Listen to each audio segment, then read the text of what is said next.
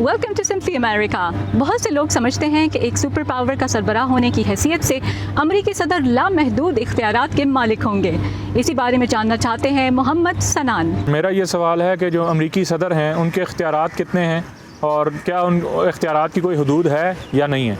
امریکہ میں صدارتی نظام رائج ہے اور کوئی بھی صدر 4 سال کی 2 سے زیادہ مسلسل مدتوں کے لیے اس عہدے پر فائز نہیں رہ سکتا۔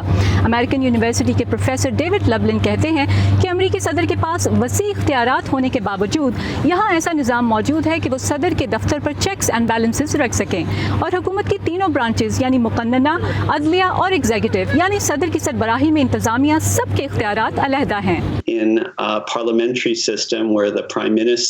پارلیمانی سیاسی نظام میں وزیر اعظم اپنے اور مقننہ کے مشترکہ اختیارات کا استعمال کرتے ہوئے قوانین متعارف کروانے اور انہیں منظور کروانے کے اہل ہوتے ہیں، لیکن امریکہ میں ایگزیکٹو برانچ کا کوئی رکن مقننہ میں خدمات انجام نہیں دے سکتا۔ ان کی نامزدگی صدر کرتے ہیں اور توثیق سینٹ کرتی ہے۔ ایگزیکٹو برانچ کے سربراہ کی حیثیت سے صدر قوانین کا اطلاق کرتے ہیں اور وہ کانگریس کی منظوری کے بغیر اخراجات نہیں کر سکتے۔ امریکی آئین صدر کو خارجہ پالیسی اور مسلح افواج کے سربراہ کی حیثیت سے بہت سے اختیارات دیتا ہے، تاہم وفاقی عدالتیں بھی ان کے ایسے حکم ناموں کو روک سکتی ہیں جنہیں وہ غیر آئینی سمجھیں۔ امریکہ میں وفاقی طرز حکومت ہے جس میں ریاستوں کے پاس اپنے اختیارات اور خود مختاری ہوتی ہے۔ صدر ریاستوں کو اپنے فیصلوں کا پابند نہیں کر سکتے۔ اس کے علاوہ کوئی بھی قانون پاس کروانے کے لیے کانگریس کے دونوں ایوانوں کی اکثریت سے اتفاق رائے ضروری ہوتا ہے اور پھر اس پر صدر کے دستخط بھی درکار ہوتے ہیں۔ میں امریکن سے یہ جاننا چاہتا ہوں کہ امریکہ کے اندر یہ 2 پولیٹیکل پارٹیز کا سسٹم کیوں ہے؟